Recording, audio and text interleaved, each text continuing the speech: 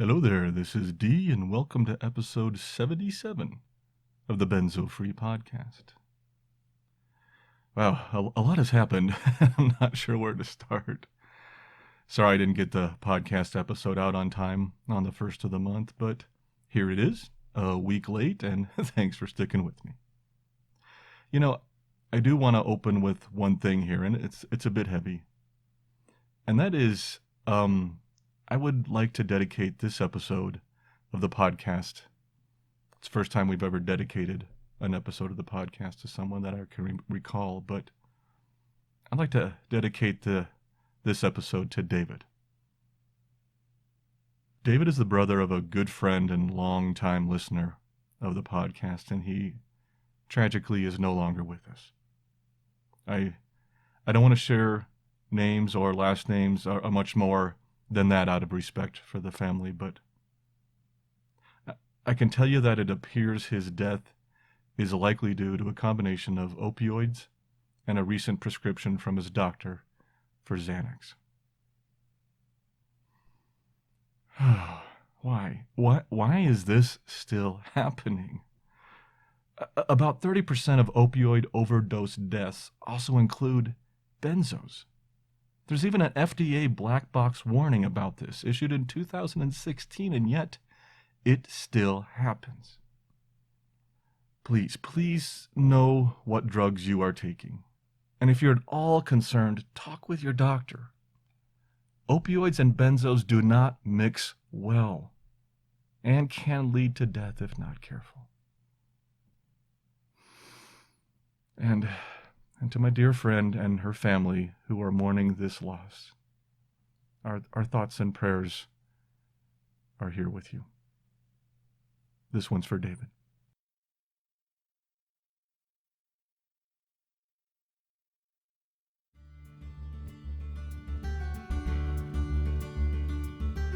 Welcome to the Benzo Free Podcast, your home for an honest, straightforward, and personal discussion about anti-anxiety drugs, their effects, and how to deal with dependence and withdrawal. Whether you have taken benzodiazepines, Z drugs, or any other tranquilizers, know someone who has, or you just want help dealing with chronic anxiety and insomnia, this is your podcast. I'm your host, D.E. Foster, author of the book, Benzo Free, The World of Anti-Anxiety Drugs and the Reality of Withdrawal. I'm so glad you joined us today. Please stick around and let me bend your ear for a few minutes. It just might feel a little better on the other side.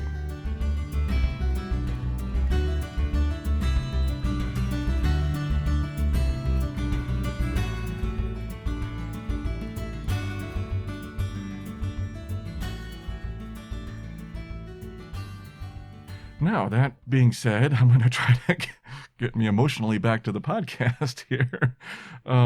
Anyway, I just wanted to say that. So, hello there. It has been a while. I am so sorry for the delay in getting out this episode. No excuses. You've heard plenty of those from me lately, and I don't want to go down that road much more. My folks, my parents back in Kansas City, that situation, it's still really difficult, and it's going to be going on for a while longer. But I need to get back to some semblance of normal, so here I am, back on the podcast, ready to get this thing back on track. As for the podcast, I've decided on a few changes. Instead of one lengthy podcast every month, or attempting to release every month, I've missed one or two lately, I'm going to try moving back to weekly podcasts for a while, but in a slightly shorter format. Instead of hour-long podcasts each month, we'll focus on weekly podcasts of about 20 minutes, 25 minutes or so. Some will be a little shorter, some will be a little longer. Today's podcast, as you can tell, will still be longer since it's kind of the first one kicking off, and this was supposed to be the podcast I released on April 1st. I hope this new format will allow us to have more frequent contact, and by keeping it short, I'll be able to record, edit, and produce it in one day. That's my goal. And then I can just block off Fridays and say, that's podcast day, and I can get the stuff done. I'm really hoping this can create some consistency and put consistency back in the podcast, which, as many of you know, has been lacking lately. It'll also free up my schedule for other activities that I've been doing lately, like my family working with them and working with some other organizations, which I'll talk about in a little bit. I think we're going to keep the podcast audio only. I really like this format for the podcast. I know we tried the video for a while, but I think this works best for us. As for the benzo-free roundtable, which I've announced several times, the launch has again, yes, been pushed back, but this is a good thing, to Thursday, May 20th, and I'll send out more notifications about that soon. This is nobody's fault but mine. Dr. Stephen Wright and Dr. Christy Huff are still on as the core panelists and have been very patient with me as I've dealt with my personal issues and other things going on. But it's still happening, and I can't wait to kick it off next month.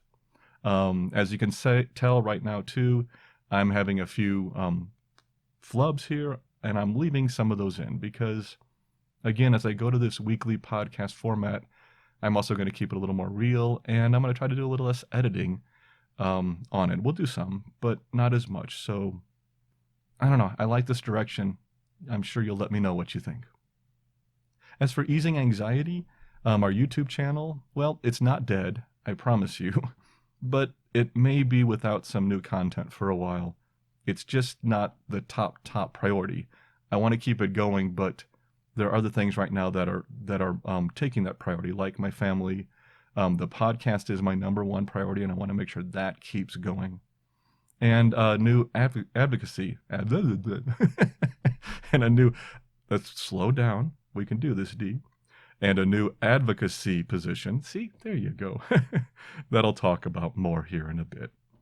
Slowing down, my voice drops. I can speak more clearly.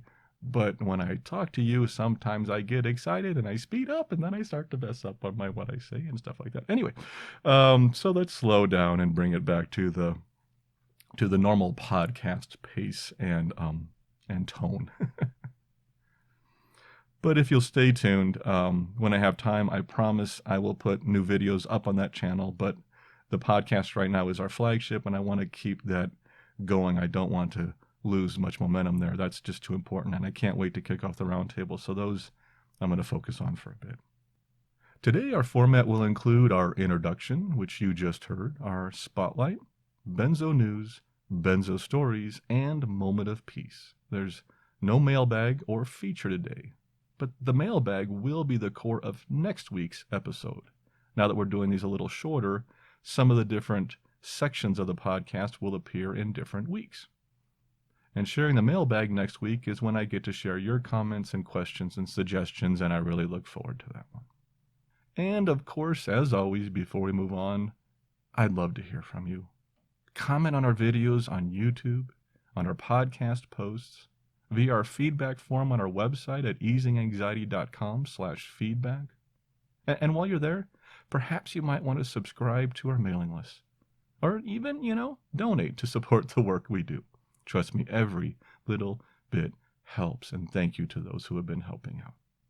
And remember, the Benzo Free podcast is for informational purposes only, and should never be considered medical advice. Well, let's move on to our Benzo Spotlight. In our Spotlight section today, I'm going to ask you to bear with me for a second, because I like to share with you a story. It's about what's been going on in the background here. It's a benzo story, but of a different sort. Not an individual story of struggles and withdrawal, but instead a story about people getting together in the community. If you've ever told yourself that you can't make a difference, just listen to this story and see how people are making a difference in their communities to help people who are dealing with health and mental health difficulties. And this isn't about me making a difference. I was just along for the ride on this one. It's about all the others, the people I met, the people I worked with, who allowed me to join in. They're the ones that had the energy. They're the amazing ones, and they're the ones that I'd like to tell the story about. And it's a happy story, so I think you might like it. I haven't shared this before with you because, well, I really don't know. Mostly because I didn't think it was my story to tell. But now that this group we formed is public and gaining recognition, I think it's about time to talk about the history a little bit and how it came to be. So, gather around the campfire, put a few marshmallows on your stick, sit back, relax, and I'll tell you a short story. Once upon a time, there goes my voice. Let's try this again. Once upon a time, that's better. Back in March of 2019, soon after I launched the Benzo Free podcast, I received a message on our feedback form from a listener. Her name is Jill. Now, I'm not going to share Jill's full name here, even though I am sharing other people's full names, because she's no longer involved in this organization. She had to leave for other reasons. But I still wanted to talk about her involvement since she started our side of this story, and I wanted to include her. So for now, it's just Jill. Anyway, Jill was a listener of the podcast and read my book. This alone made my day. I mean, honestly, somebody read my book and listened to the podcast. When people tell me that, it still sends a shiver up my spine because I can't believe people actually find my book or what I say useful. So thank you for those who do. I do appreciate it. Anyway, she shared a story with me, and I read it on the podcast. I shared her Benzo story on our podcast. It was in episode 14, I think, titled Finding Faith, Hope, and Acceptance in Benzo Withdrawal. It was the interview with Jennifer Lee. Anyway, here's what her initial feedback read when she reached out to me. She said, "Hi, I've been injured by benzos and I am currently tapering. I'm getting people together in Colorado who would have an interest in informed consent legislation. Would you be willing or able to help? I took benzos as prescribed, and I am suffering greatly now. I will be in the Denver area this weekend, so if you'd like to meet up, please let me know." Well, I wrote back to Jill, and we met up for lunch in Denver. I think we had barbecue. Yes, we definitely had barbecue. I like my barbecue. Anyway, food I remember. If you ask me what I did 3 weeks ago, I can't tell you. But if you ask me what we ate, I probably will be able to let you know. Anyway, I was already thinking that it'd be great to get involved with some kind of legislation. Sonia Stiblo has been doing, and all the people in the East and in Massachusetts and stuff have been doing such great work out there. I thought, maybe we should do something in Colorado. But honestly, I just didn't have the energy or the will, I guess, to get anything started. I was keeping myself busy with the podcast. Anyway, my answer was yes. I'd love to help out and get involved. Jill had already reached out to Sonia about her amazing work in Massachusetts, so she was way ahead of me. I was happy to let her take the lead, and I'm glad I did. Slowly, we started to collect other interested individuals. John was next. John State from Eagle County. He had local government experience, is a tireless advocate, and was vital to our cause, as you will see. And then Jill met with Steve, and he joined the team. That's Dr. Stephen Wright, addiction medicine specialist and benzodiazepine advocate extraordinaire. You may know him from our 2-part interview on the podcast, episodes 21 and 22, Conversations with a Doctor. Soon, some other amazing people who had also been harmed by benzos joined in.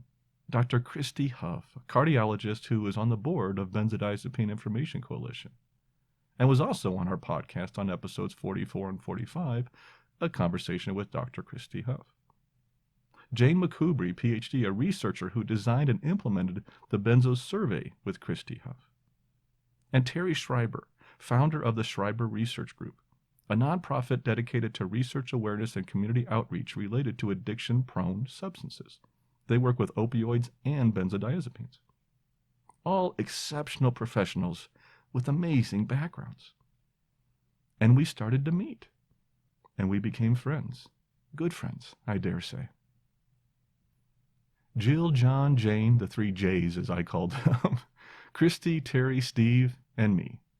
6 of the 7 personally struggled with severe benzodependence and withdrawal, and 2 are medical doctors. It was a pretty nice group. Anyway, we wanted to get an audience with the state government, for informed consent legislation. But where do you start? Well, John had the answer. He knew Jill Hunsaker Ryan when she used to work in Eagle County, and he reached out to her. She is now the executive director of the Colorado Department of Public Health and Environment, or CDPHE. Yes, the big cheese when it comes to public health in the state of Colorado. John shared his story with Jill, and she listened intently. She truly cared what her friend had been through, and that got us a meeting with her staff. And we went to work preparing. The meeting went well. Jill, John, Jane, and I shared our stories with her staff and talked about goals and areas where we can make progress. They listened politely, asked some questions, but we weren't sure we really had an effect.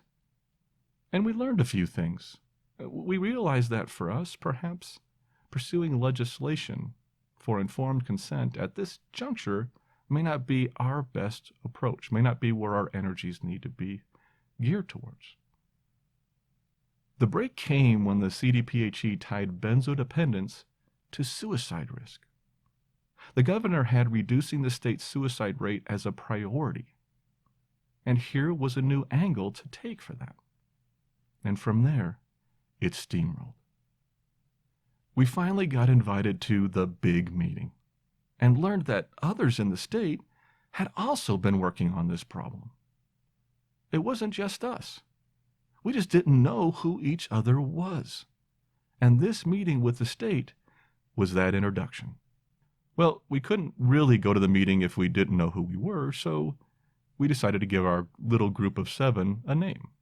And we called ourselves Benzo Wise Colorado. Kind of catchy, and I think it worked. On December 12, 2019, at 11 a.m., we attended a meeting titled Issues Around Benzodiazepine Dependence. And the list of attendees blew my mind. Some of the state's top physicians, pharmacologists, administrators, and lawmakers were at this table, including several members of the Colorado Consortium for Prescription Drug Abuse Prevention, who coordinates Colorado's response to the misuse of medications, and medical professionals from the University of Colorado Anschutz Medical Center, among many others. And of course, our little group of 7. Some of us told our stories, others talked about top issues. Dr. Stephen Wright gave a wonderful presentation on benzodependence. Dr. Rob Valek, who is the executive director of the consortium, presented the pharmacological angle. And yes, we also interviewed him on our podcast. See a trend here? If you go to episodes 69 and 70, titled Benzopharmacology, Dependence, and Advocacy, a conversation with Dr. Robert Valek, you can learn more about him. Dr. Wright was perhaps the first doctor that I worked with that I felt really understood, really got it. And suddenly now we're sitting at a table with many others who also got it. Others presented statistics and reports on suicide, and everyone seemed interested in the message. Now, we didn't know what would happen after that, but we were really excited because it was a great start. The work continued over the following months, and fast forward to July of 2020, the state of Colorado had its first benzodiazepine safe prescribing/deprescribing work group meeting. Virtual, of course, since we were in the middle of COVID. And it not only included many of the original players from December, but also new members from some of the leading organizations in the benzo community who had also been doing their own work and research and advocacy in so many other areas. Groups like Benzodiazepine Information Coalition, including JC, Nicole, Sonia, and of course Christy. The Alliance for Benzodiazepine Best Practices, including Doreen and Dr. Steven. The Schreiber Research Group, including Will Swan and Terry Schreiber, and others. I was amazed. And the subjects of that meeting included, now get this, the development of a pilot benzodiazepine clinic. Yeah, a model that can be used as a template across the country and the globe. An actual clinic dedicated to benzodiazepines. In addition, we talked about a public health campaign, education of medical professionals, and a peer support resource program. We broke the work group out into 3 subgroups: prescribing, which is focused on raising awareness of the overprescribing of benzodiazepines; deprescribing, which is, of course, focused on withdrawal; and peer support. I joined the peer support subgroup since, well, that's what I do. That's the podcast. And it wasn't long until the Colorado Consortium for Prescription Drug Abuse Prevention asked if we wanted to join them as a brand new work group. This was truly exciting. The consortium adds so many resources to our advocacy, and we agreed. And we became known as the Benzodiazepine Action Work Group, and that's the name we use today. Now, to lead this new work group, 2 individuals were chosen as co-chairs. Dr. Alexis Ritvo, who was an MD at the University of Colorado School of Medicine and was instrumental in getting this work group going, and Dr. Stephen Wright, part of our original group of 7. It was the perfect team to get things moving, and we have made a lot of progress in the past year. Now jump ahead to today, to this month actually. Dr. Wright stepped down as co-chair after getting our work group off the ground and making such progress. Now, he's still very active with benzodiazepine awareness and very active with the work group and the consortium. And I stepped in as the new co-chair alongside Dr. Ritvo. So, wrapping this up, why am I telling this story? A few reasons. One, because I believe anybody can make a difference. Anybody. And I'm not talking about me here. I'm talking about these other people, that group of 7 that got things moving, the leaders, the doctors, and other people who saw that this was a problem, the state leaders who saw that this was a problem, who came together and decided we're going to do something. Anybody can make a difference. The second thing I wanted to let everybody know is that there's far more going on behind the scenes in our benzo community than any of us know. There are dozens, even hundreds, of people who spend every day working on legislation, public health campaigns, providing support. And most of them are unsung heroes. Unlike me hosting a podcast where my name's out there, most of these people you don't know. The true heroes are the ones behind the scenes, the ones whose names you may never have heard of. The ones on Benzo Buddies every night answering the endless array of questions from the newcomers. The ones hosting an event for WBAD at their local church. The ones painting rocks to spread the word. These are the people making the difference, and I want to thank them for everything they do. And the third thing I wanted just to mention was for our team, and this was a choice, and it's not the choice for everybody, but for our team, for our group of 7, and for all the other people that came in and got involved, we decided to work with the system. I'm not saying it's everyone's way, but it worked for us. By deciding to work with the medical establishment, to work with mental health partners, to work with government officials, and not be confrontational, but instead focus on making positive change through teamwork, we opened a door. And a group of people who were already there and knew about the problem and listened to our stories decided to do something about it. And that's a huge thing. This worked for us, and we are starting to make a difference, and it's pretty cool. I want to say thank you to the friends of the Benzodiazepine Action Work Group, all the people that are involved there, and at the Colorado Consortium for Prescription Drug Abuse and Prevention, and to Jill Hunsucker Ryan, state official who took the plight of the benzo-harmed individuals seriously. But most of all, I just want to give a shout out to John, Jane, Christy, Steve, Terry, and especially you, Jill, for believing that 6 benzo-harmed individuals and 1 amazing doctor can truly make a difference. I love you all, and I thank you for everything you have done. And now, on to our benzo news. I feel like I want to have this typewriter in the background. That's old school. I'm old, so that's what I talk about. Anyway, It's been a long time since we visited the Benzo News on the podcast, but there were two events that I needed to mention here, so I thought we could return to this section today. Who knows? Maybe this is going to become a regular part of our podcast, especially now that we go to this weekly format. The first item I wanted to talk about is actually tomorrow. If this podcast, I'm hoping, goes out today, this event is tomorrow. Either way, it's Saturday, April 10th at 5 p.m. Eastern Time. Anyway, Dr. Stephen Wright, who I just talked about in the last story, Carrie Silvernail, who of course is also on the Alliance for Benzodiazepine Best Practices, are both interviewed on the show with Dr. Paul Christo, who is a world-renowned pain specialist from Johns Hopkins, and they talk about benzodiazepines on Sirius XM. So if you have Sirius XM, go to Family Talk Channel 131 for this event. And again, that's tomorrow, Saturday, April 10th at 5 p.m. Eastern Time. Let me tell you a little bit about it. This broadcast will cover benzodiazepine dependence, withdrawal, the ongoing benzodiazepine injury syndrome, and pain management for injury due to the use of benzos. This broadcast will feature interviews with benzodiazepine expert Dr. Stephen Wright and benzodiazepine injury sufferer Carrie Silvernail, both from the Alliance for Benzodiazepine Best Practices. Please spread the word and tune in. And special thank you to Bernie Silvernail and the Alliance for Benzodiazepine Best Practices for making this event happen. To learn more, please visit the Alliance's website at benzoreform.org. There's a blurb for this event right there on the homepage. I'll also put a link in our show notes.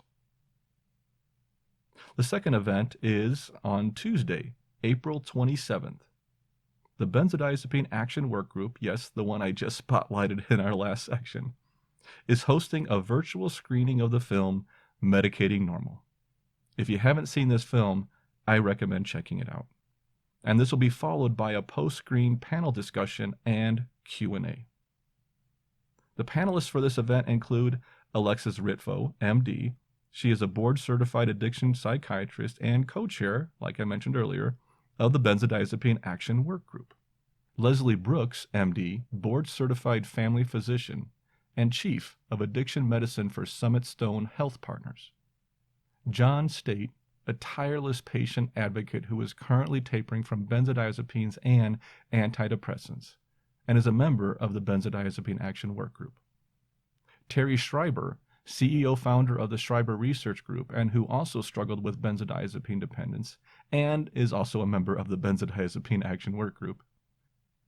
And Trina Fotz, facilitator of the Boulder County Substance Use Advisory Group, and of course, like many of the others, a member of the Benzodiazepine Action Work Group. Yours truly has been invited to be the moderator and host for this panel, so please join us if you have time. I really want to thank the filmmakers Wendy, Lynn, and Muffy for this film.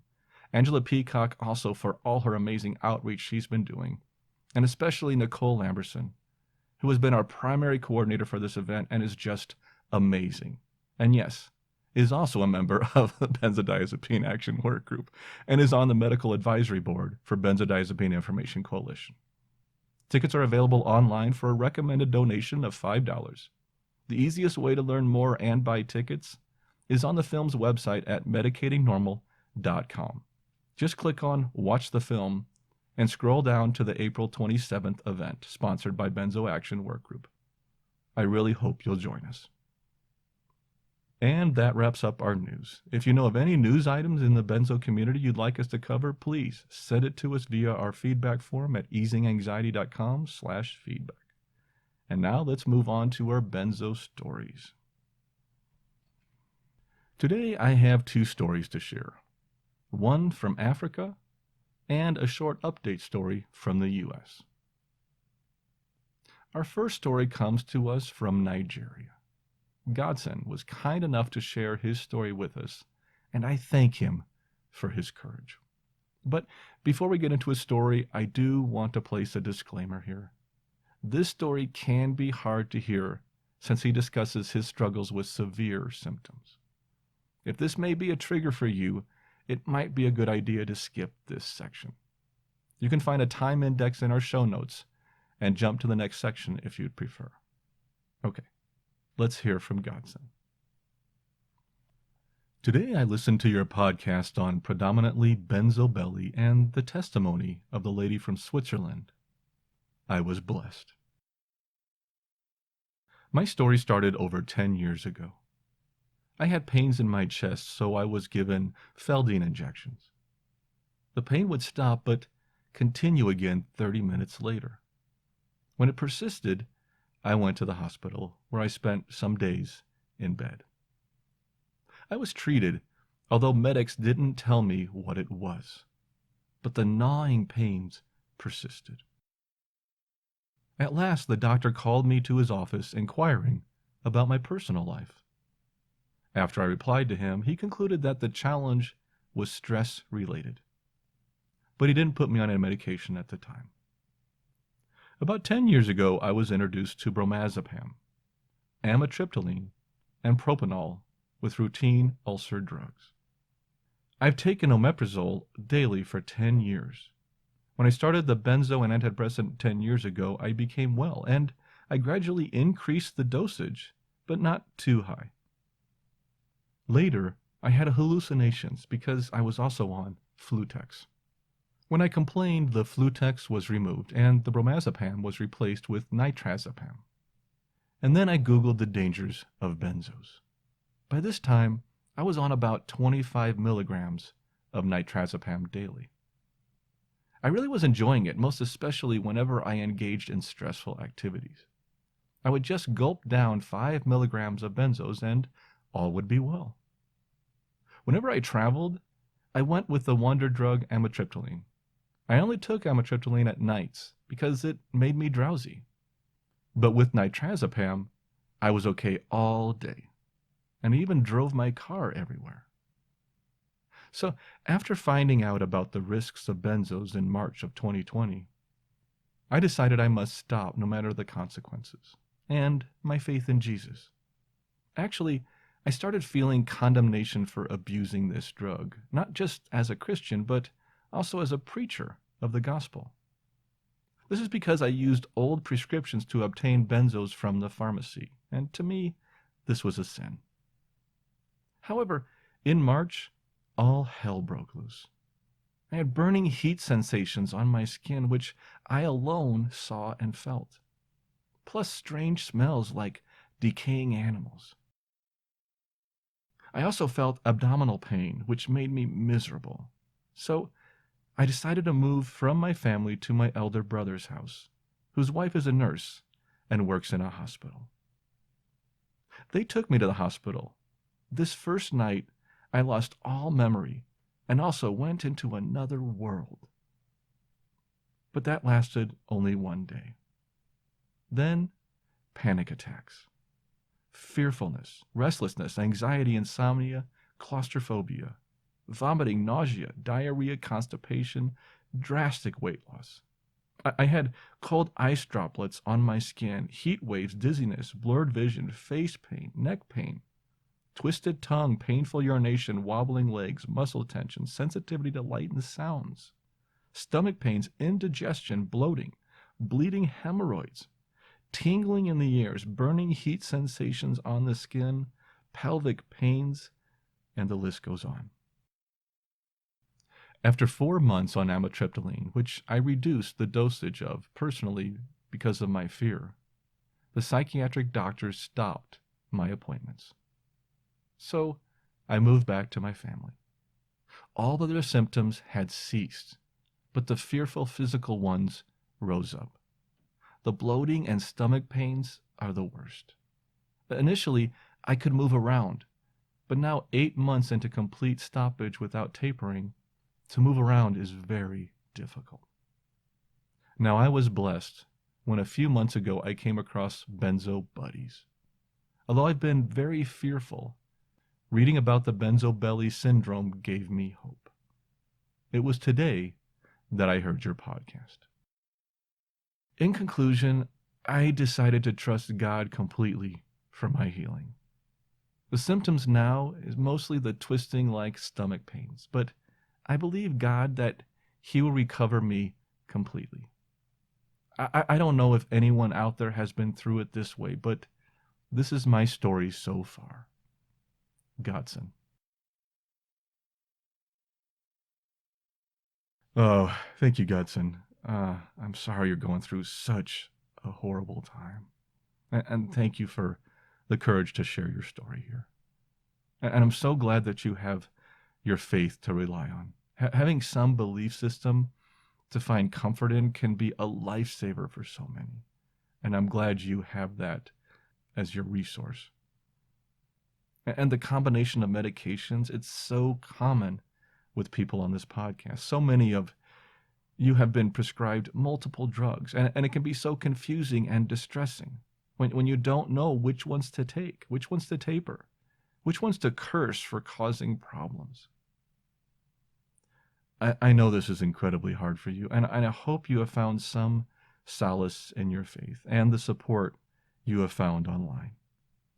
God bless, Godson. Our next story is from Connie in Oregon in the U.S. Connie sent me an update a little while ago, and I wanted to share it with you.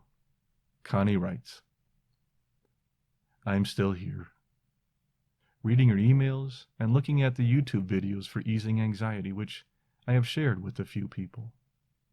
My final completed benzo wean, fourth attempt to get off temazepam, was done by substituting it for a similar dose of citalopram, starting in January, and then rather quickly reducing the dosage. Your book was my constant companion and guide. I finished on February 8th of 2020, had a rough time for several weeks, mentally and physically. But by the time self-isolation started in mid-March, I was doing okay, sleeping better, and thinking more clearly. At some point, the IBS I have had for years really flared up, bad enough to interfere with sleep, and sometimes almost constant. Your 2 podcasts about benzo gut really helped me to feel less alone. I'm positive it's part of PAWS, post-acute withdrawal syndrome, and my doctor gave me an antispasmodic to try and control it. I eliminated some things from my diet one at a time for weeks at a time, but nothing really helped. And recently, I think things may be calming down a bit. You see, my mind is clearer and sharper all the time now. The fast wean worked well for me, and your book and podcast made me feel connected to others and reduced my fears. I already meditated pretty regularly, and that helped too. I don't listen as much as I used to, but that's because I'm doing so well. Thank you, Connie. Wow, thank you, Connie. I love success stories like that, and thank you for the kind words about my book and podcast. That truly makes my day. I am so glad that you are doing well. Finding the right diet, both during withdrawal and in pause, can be essential to healing. I'm sorry that reducing the foods didn't make a significant change, but it sounds like you are definitely doing better. It can take some time to find the right solutions for each person, but when you find those, they can help you get through this process. I really appreciate you sharing your update with me, and please continue to do so. We'd love to hear how you're doing. Thank you so much. And for everyone else, if you haven't shared your story with us yet, or you have an update for us, please let me know. I have a few more in the queue to share, but with a weekly podcast, I may run out more quickly, so I always need stories. Just go to easinganxiety.com/feedback and fill out our form so we can share your story on the podcast and in our story section on the website. Thank you. And that closes out our Benzo Stories. If you allow me just 25 seconds for a disclaimer, we will move on to our moment of peace. This podcast is for informational purposes only and should not be considered medical advice in any way. The host of this podcast is not a medical professional, nor is he engaged in rendering medical, health, or psychological advice, nor any other kind of personal or professional services. The views and opinions expressed by our listeners and interview guests on this podcast, whether read from textual submissions or presented in their own voice, do not necessarily reflect those of the Benzo Free podcast or of its host. Withdrawal, tapering, or any other change in dosage of benzodiazepines, non-benzodiazepines, or any other prescription drug should only be done under the direct supervision of a licensed physician. Our full disclaimer can be viewed on our website at benzofree.org/disclaimer.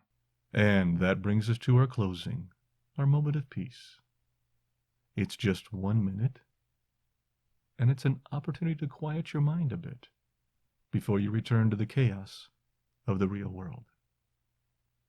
Please remember that you should only do this if you are in a safe place where you can close your eyes, relax, and let the world pass by without you for a minute.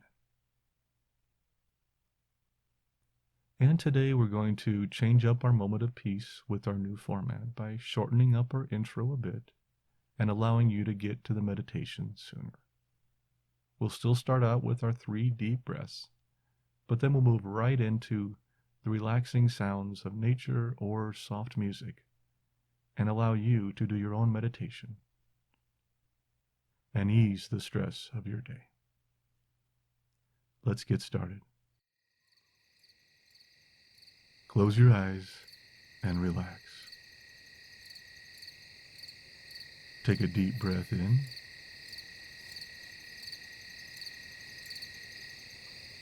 Hold it for a second and let it out slowly.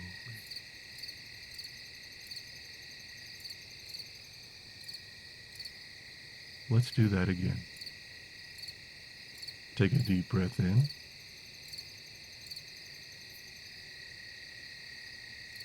Hold it for a second and let it out slowly along with all the stress of the day.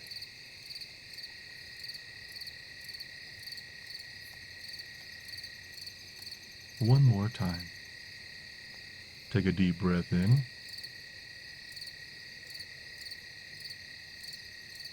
Hold it for a second and let it out slowly, relaxing your entire body.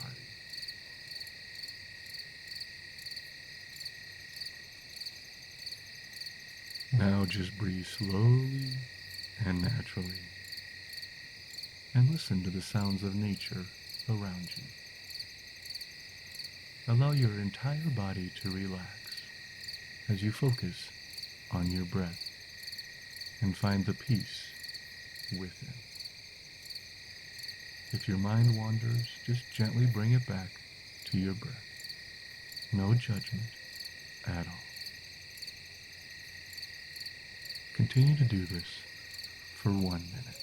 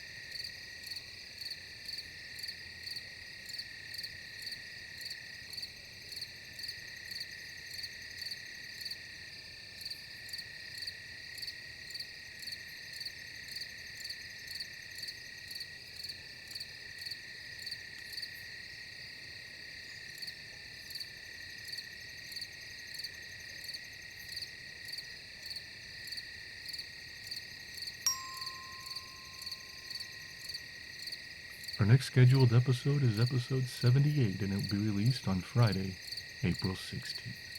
Thank you again for joining me today, and please let us know how we did. Keep calm, taper slowly, and take care of yourself. I'll see you next time.